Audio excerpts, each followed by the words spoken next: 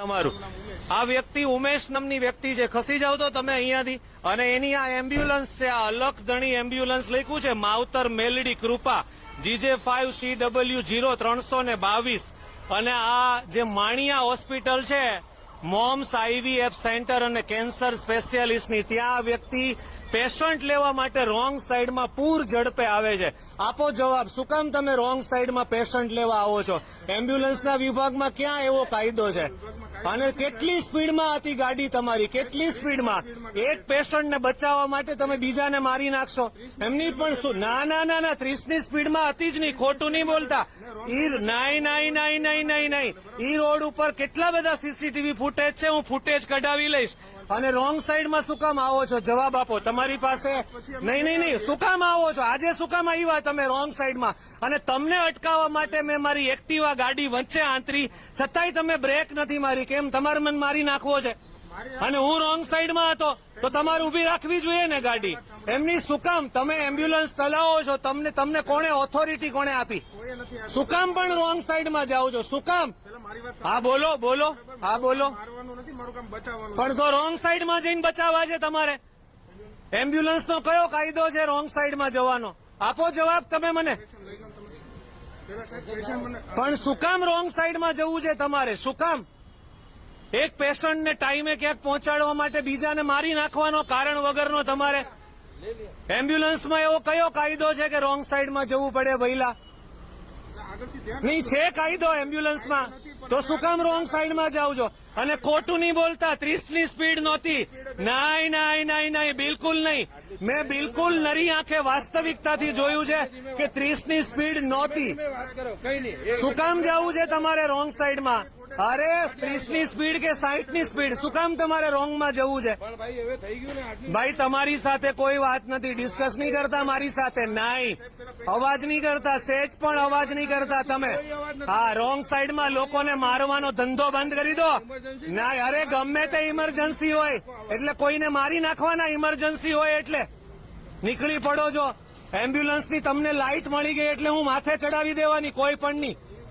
એવી જ વાત છે, માથે ચડાવતા રહી ગયો. તારો હું કાંદો કાઢી લેવાનો પછી માથે ચડાવી દે એટલે? આ વિડીયો બનાવીને શું કરવાનું? એમ્બ્યુલન્સના નામે કોઈ પણ વ્યક્તિ રોંગ સાઈડમાં જાય ક્યારે એલાઉડ નથી અને નહીં જવા દેવાના. એમ્બ્યુલન્સના દસ્તાવેજમાં કે એમ્બ્યુલન્સના નિયમમાં કોઈ કાયદો નથી રોંગ સાઈડમાં જવાનો. અને આવો કાયદો હોય તો એ કાયદાનો પણ વિરોધ થવો જોઈએ.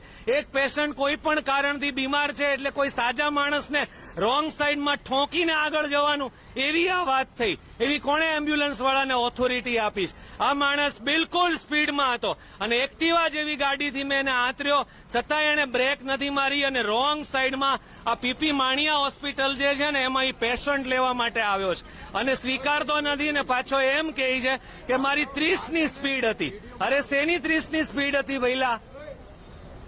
રોંગ સાઈડમાં જવું અને ફિલોસોફી ઠોકવાની. તો થોડા કાયદાઓ જાણો અને પછી સોશિયલ મીડિયા પર આ બધા લાઈવ કરો, ડંફાસ મારો. As per motor vehicle regulation 2017 rule 27, emergency vehicle છે જે ફાયર હોય, પોલીસ ડિપાર્ટમેન્ટ હોય, એમ્બ્યુલન્સ હોય, જયારે ઇમરજન્સી હોય, લાઈફ એન્ડ ડેથની મેટર થતી હોય ને, ત્યારે કોઈ પણ વ્યક્તિ એ નો સિગ્નલ હોય એને જમ્પ કરી શકે, રેડ લાઇટ જમ્પ કરી શકે, રોંગ સાઈડમાં ચલાવી શકે, ઓવર સ્પીડમાં ચલાવી શકે. વરાછાની અંદર રોંગ સાઈડ બાબતે એક સોશિયલ મીડિયા ઉપર ઘમાસાન ચાલે છે. આજે એક એમ્બ્યુલન્સ બાબતમાં વિડીયો જોયો ને ત્યારે મને એવું લાગ્યું, આવશ્યક લાગ્યું કે મારે આ બાબતે કંઈક તો કહેવું જોઈએ. સ્ટેશન સુધી જવા માટે વરાછામાં સરથાણાથી સ્ટેશન સુધી જવા માટે મુખ્ય 2 રોડ હતા. એક LH રોડ, લંબે હનુમાન રોડ અને એક વરાછા રોડ. લંબે હનુમાન રોડ મેટ્રોની કામગીરીને લીધે સંપૂર્ણપણે બંધ છે, જેના લીધે મોટા ભાગનો ટ્રાફિક રશ એ વરાછા રોડ ઉપર રહી છે. અને વરાછા રોડમાં આ મેટ્રોની કામગીરીને લીધે લોકોને રોંગ સાઈડમાં ચલાવવું ને એ મજબૂરી છે. કારણ કે પ્રશાસન છે એ સવારમાં 7-7:30 વાગે જયારે હીરાઘસુ નીકળે અહીંયાથી વરાછા રોડથી, ત્યારે પ્રશાસનના કોઈ પણ વ્યક્તિ ટ્રાફિક મેનેજમેન્ટ માટે હોતા નથી. જો એ વ્યક્તિ ટ્રાફિકને અનુલક્ષીને ચાલશે ને તો 7 વાગે રત્ન કલાકાર જે નીકળે ને એ 10 વાગે પોતાના કારખાને નહીં પહોંચે. અને એનો કેટલો પગાર કપાય ને એ બિચારાને જ ખબર હોય. એટલે આ ટેન્ટેટિવ અને ટેમ્પરરી મુદ્દો છે. આમાં મેટ્રો એકવાર બની જશે ને પછી સિગ્નલ બેઝ પર જ વરાછા ચાલશે એની હું તમને ખાતરી આપું છું. એટલે ખાલી ખોટા એક ટેમ્પરરી અને ટેન્ટેટિવ મુદ્દાને એટલો બધો ઘમાસાન કરવાની એ બાબતે જરૂર નથી પડતી.